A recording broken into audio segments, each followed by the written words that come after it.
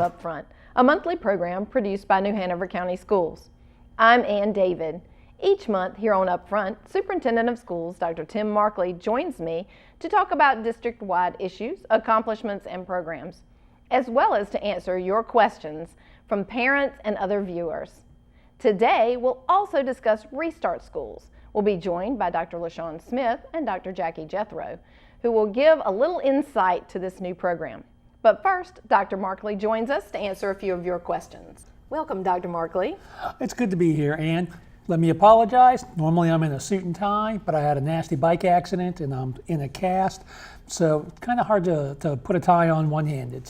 Well, and we'll let parents know so you're not showing any partiality. You have on Hoggard today, but you said you were rotating through your high school shirts. We'll have on a different high school next month. Okay, so you give everybody fair, equal time. Yep. Well, just to get a first question out, any update on the hurricane situation? Yes. We were very fortunate. I cannot say enough things about the folks in our community, our county folks, our school folks who stepped up during this hurricane. All of our students are back in. The students at College Park are not back in their building, but they are at the Holly Shelter campus, sharing space between Castlehane and Holly Shelter. So I've got 3 schools up there working on 2 campuses, and they have come together very nicely, so it's very appreciative. We have some mobile units that are down. We have some libraries that took a little while to get back into shape, but we are back up and running and moving forward. So we were very blessed in that capacity. Okay, well, we'll handle some other questions on that when we come back for our second session together. But before Dr. Smith and Dr. Jethro join me, I kind of wanted to get your perspective on the new Restart Schools. Yeah, restarts are an outgrowth of some legislation from Raleigh that allows for more flexibilities in our school. With Restart, 2 of our schools have chosen to do some things differently. And they're going to get what I would call charter-like flexibility on how to hire, how to use funds, and on their calendar. And I'll let those 2 talk more detail about that. But we think it's got some great possibilities for the 2 schools, Freeman and Snipes, that have entered into their first year of Restart. Well, that's excellent. That is great to have a perspective. I know that with this being a brand new thing that parents are having to relearn some situations, and it will improve their child's education, not deter it. Correct. All right. Well, that's great. Well, we're going to go ahead and go to break because we want to give them as much time as we can give them to explain this. So don't go away. We'll be right back after this break, and we'll learn about the county's 2 Restart Schools and what that means to your students and to you. And don't go away. We'll be right back.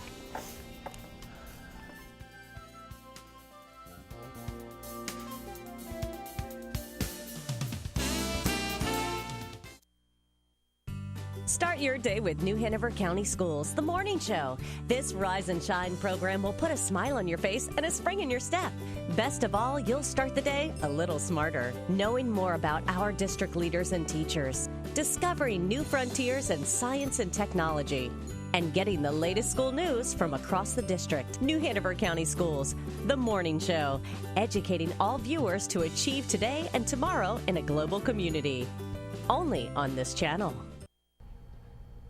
Welcome back to UpFront with the Superintendent. Last year, both Rachel Freeman School of Engineering and Snipes Academy applied to be a Restart School, and their applications were accepted. They started the school year as a Restart School, and to tell us a little more about what that means, we're joined with Dr. LaShawn Smith, Assistant Superintendent for Instruction and Academic Accountability, and Dr. Jackie Jethro, Elementary Director of Instructional Services. Welcome, ladies. Well, thank you for having us. I appreciate y'all joining us because this is brand new for parents and I guess for the school system as well.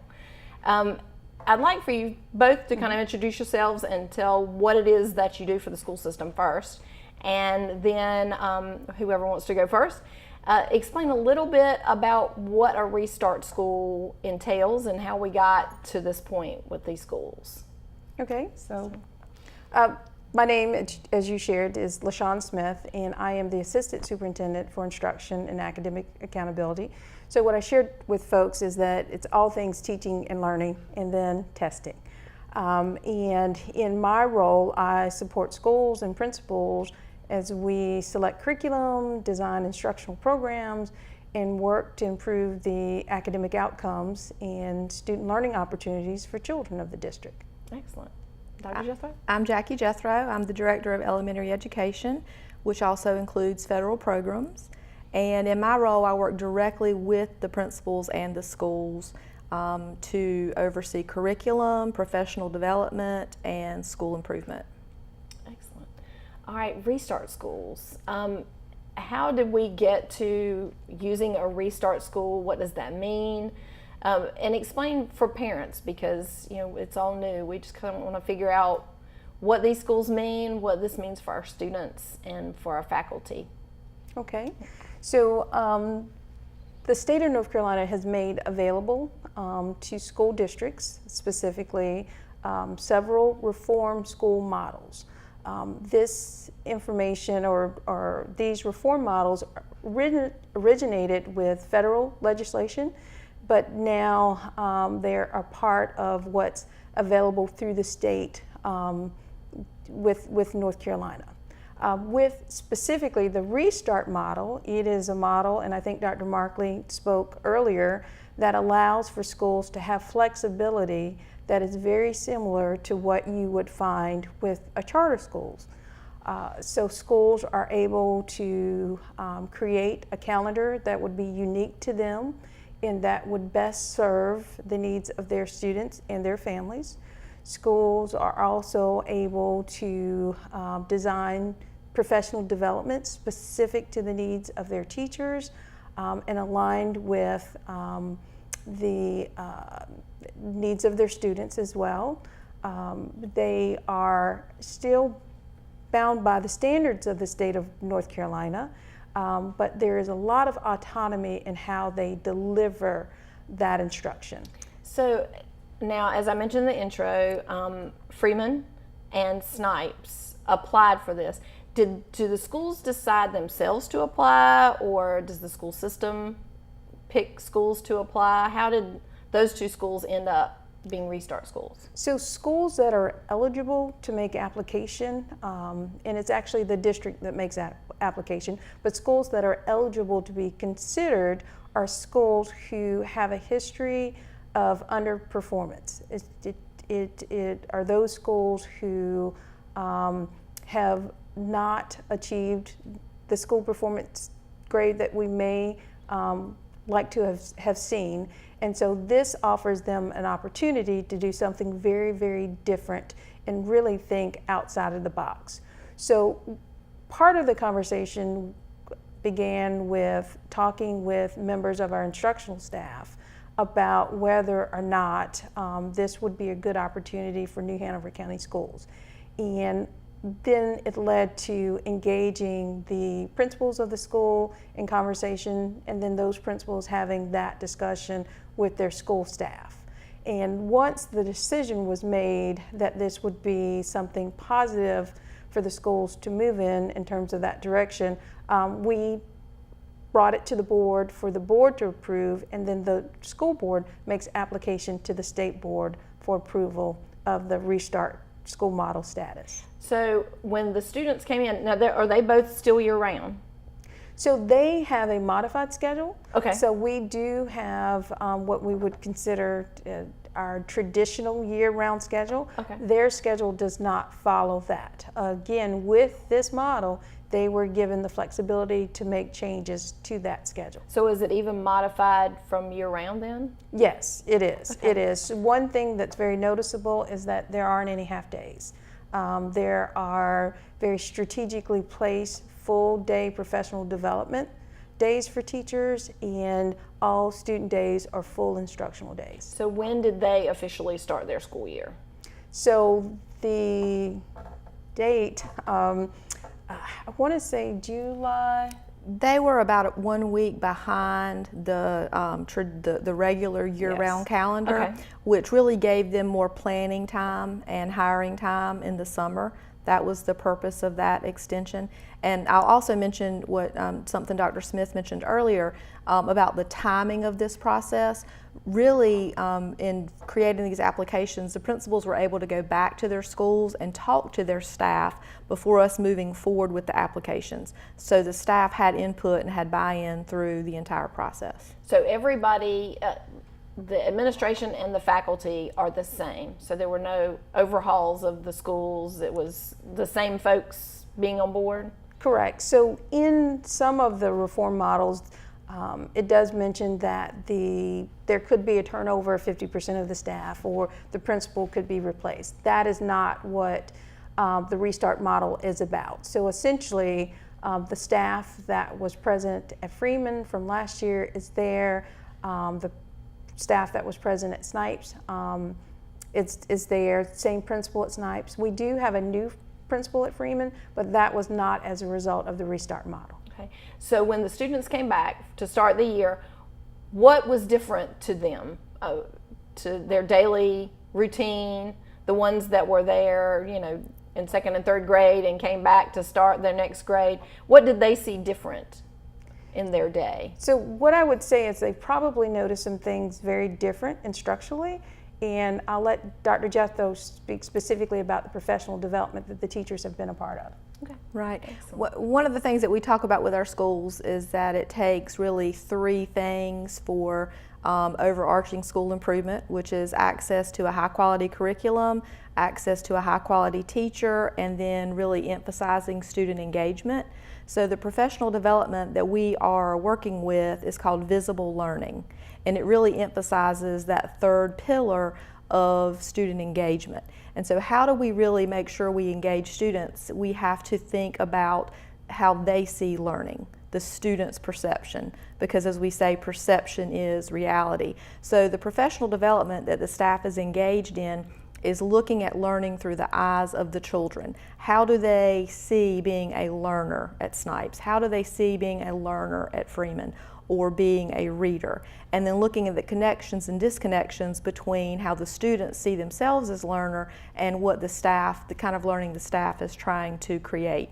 One of the things that we've encountered is that a lot of students see learning as compliance, whereas a lot of teachers see learning as thinking and problem solving. So once we've established those connections and disconnections, we're able to address them with the students. The calendar gives us the opportunity to do that because we have those intentionally placed professional development days throughout the year, and we don't go too long or too far without revisiting the work. So you're engaging students more to teach them how they learn. Yes. Specifically. Yes, very definitely. In the same way that the Restart application was something that the administration and the staff participated in and created, the learning is now something we're asking the students to do alongside the teachers instead of something that the teachers are just delivering to the students. Excellent.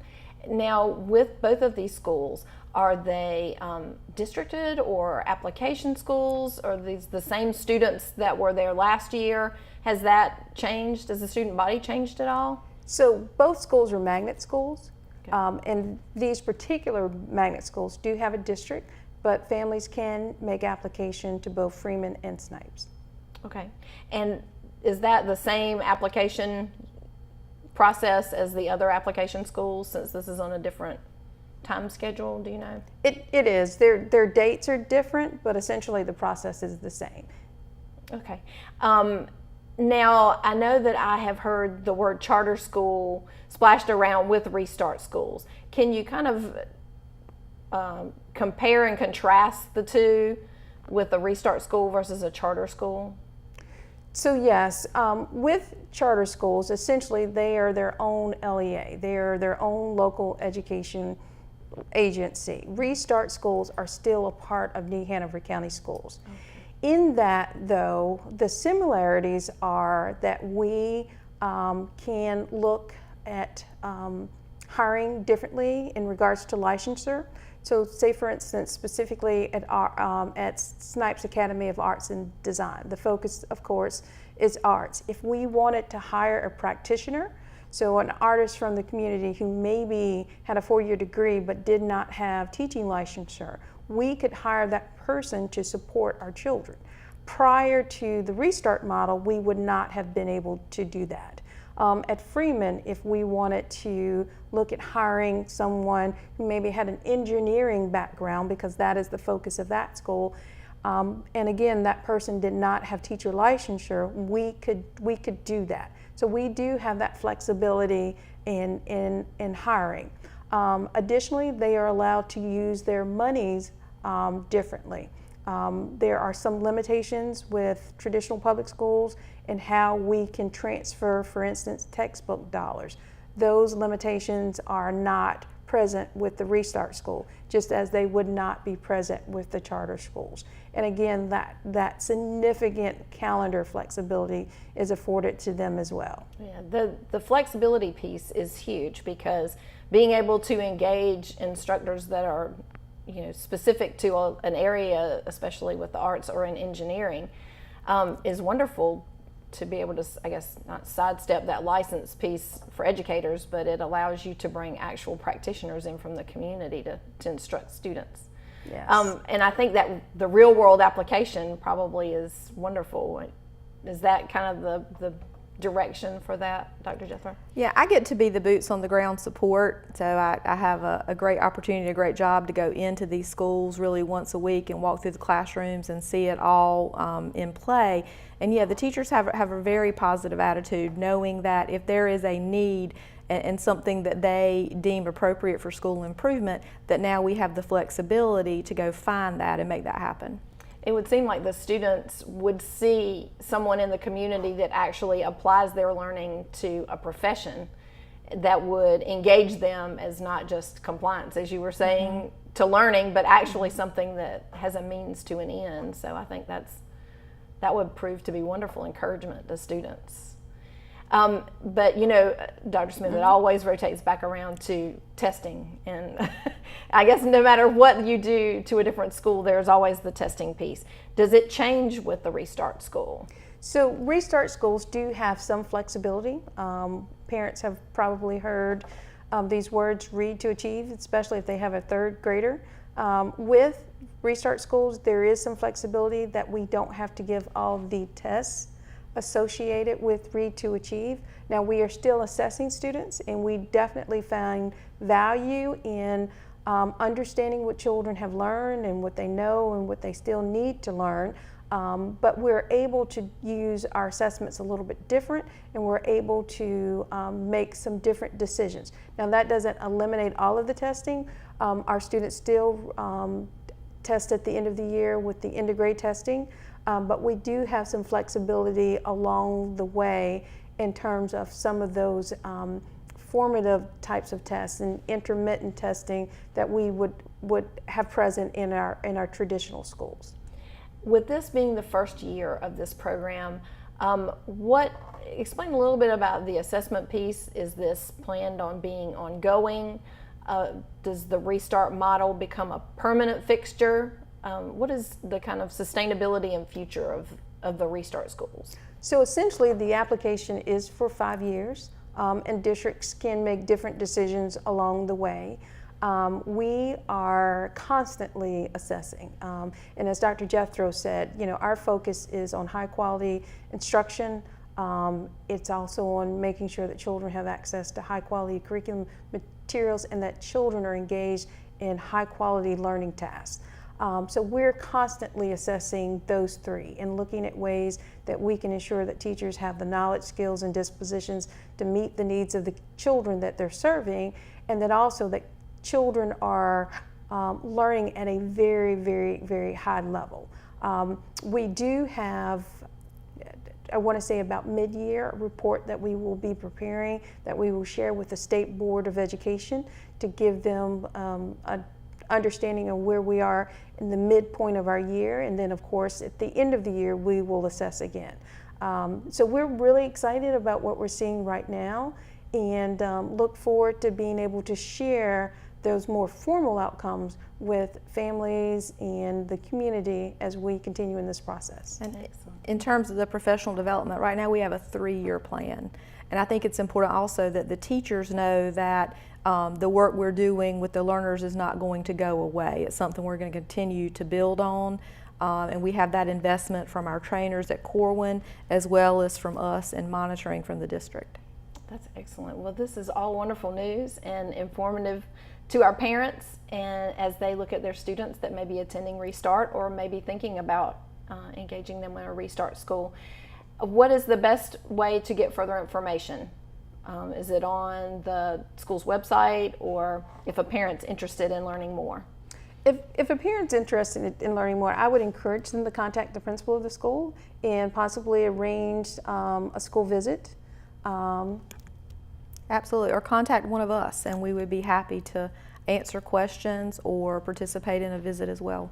Excellent. Well, I certainly appreciate both of you joining me today to discuss Restart Schools. And now, after a short break, we'll be right back to talk to Dr. Markley with a few more of your questions. So don't go away. We'll be right back.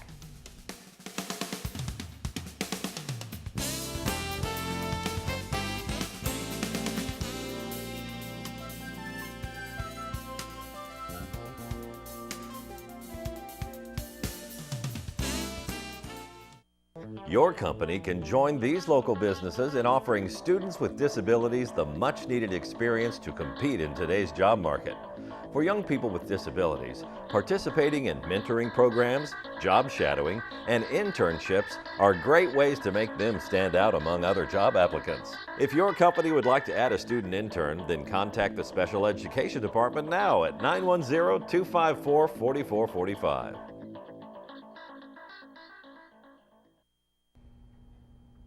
Welcome back for our final segment here on Upfront with the Superintendent. And Dr. Markley is back with us to answer just a few more questions before we end.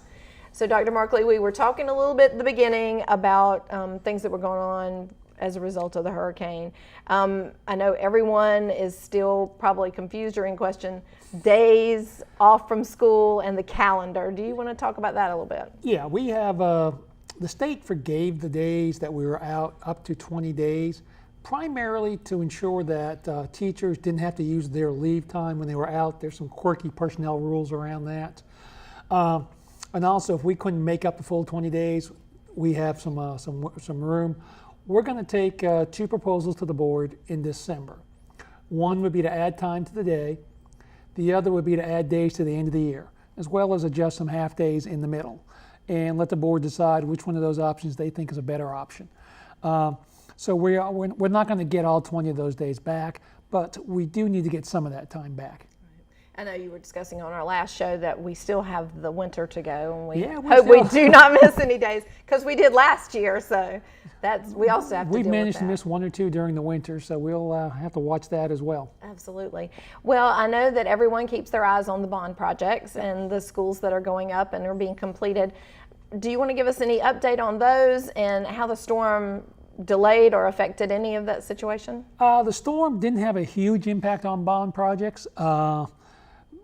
College Park and Blair are moving along. We anticipate them being done sometime this spring so that we can get ready to open them up next year. Again, the College Park looks like Castle Hayne and Porter's Neck. It's the same model. Blair is the Snipes model. So we're very excited about those. And when Blair is done, Wrightsville Beach will move over there and we'll do the renovations on Wrightsville Beach. And that's the last bond project. It's hard to believe it's been 4 years. The middle school renovations are underway.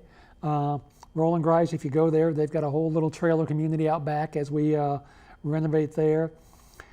Myrtle Grove has trailers as well. Then we'll flip those trailers over to Trask and Noble and do the renovations at those 2 schools. So still a lot going on, but we are coming close to the end on those. May have to get you back out and have another round of bond tours the year after next. Okay, that sounds great. I'm glad everything is progressing, and I know parents are very excited to see the new schools and get their kids back in new schools. And the next big topic on the horizon is redistricting. Yeah. We're in the process of doing our public forums. When this show airs, we'll have probably done our first one at Williston, but then we have 2 more the following week, which will be at Holly Shelter in the north and at Ashley in the south. And then we'll come back, make some final decisions by January, hopefully. And just for those that are not familiar with what's going on with redistricting, can you talk about what schools will be involved in the redistricting and any plans for any other levels of schools to be redistricted? Well, the first redistricting is high school and middle school to try to balance out some numbers. we still need an additional middle school. So when we finish up this round of bonds, it's probably a conversation to have to get to about another middle school. So we're going to try to make those numbers balance a little better. We're trying to also do the same with the high school, use the capacity that we have in some of our schools better. And then we'll look at elementary once Porter's Neck and Wrightsville Beach come online after their renovations are done. Unlike a lot of urban counties, we don't redistrict on a regular basis. We do this probably once every 10 years. So my hope is to do this once and not have to do it again for a while. That'll be good. I know parents are not fond of redistricting, no more than y'all are, I guess. It's never easy to tell somebody the school you've been going to, you're going to have to move, and we understand that. Well, the county is growing by leaps and bounds, it seems like. It's amazing how fast we're growing. Yeah, I know you've discussed growth before, that we're one of the fastest growing counties in the state. And Brunswick County, New Hanover County, Pender County, Onslow, the whole southeast area is growing rapidly. It's interesting to look at the numbers beneath that. A lot of our growth is retirees coming to the area, so you would think the school growth would grow with that. It is growing, but not as fast as some folks might think, but we are definitely a growing school district. now I know that this is kind of jumping back to the hurricane damage, but I know we talked about the Rock Church was being used. Has that been cleaned up and back in service? Or most likely College Park will not get back into the Rock Church. We might be able to move them into the new College Park this year. We're checking with the builders on that. But then we're going to begin our renovations of the Rock Church, which is on Seabury Road, as the permanent home for CTEC, the high school. So we're excited about where that's going to go, because right now we've had to limit our classes based on the space available at the community college. Once we move over to the permanent location, we'll start enrolling even more students. Excellent. Well, in just the few minutes we have left to wrap up, I had a parent ask if you had any comments on the new lab school, how it was progressing. It is doing well. I have stopped by several times to check in with the principal. I've sat with the university folks. It's a K-8 school, so it's kind of fun for the principal, who's been a middle school person, to have to see some of those little kids running around. But she is doing well, and I'm excited for them. Excellent. Well, is there anything else you would like to add in this edition for parents, just to give them a knowledge now that we're mid-year almost? Yeah, expect some changes at the end of the first quarter. We're going to move that date back because of the hurricane to balance out the semesters a little bit. There are some half days that'll probably disappear and become full days. If you look at our calendar, the Monday after Easter was supposed to be a day off. Most likely, no matter which option we go with, that'll become a school day. Okay, so just keep your eyes open and aware of what's going on. And also, the dates for those redistricting meetings, are they on the school system website? They're on the school system website. Hopefully you'll see them on the bottom of your screen here. Okay. And come out. We want to hear your opinions. The board does listen to those. We have made numerous changes to lines based on input we received from our online comments, which have been well over 400 during this process. So it's not an easy process, but it's one that simply just has to be done. Excellent. Well, thank you so much for all your answers to questions. Well, that wraps up this edition of UpFront. On behalf of Dr. Markley and the staff here at NHCS TV, thanks for watching, and we'll see you again next month for another edition of UpFront with the Superintendent.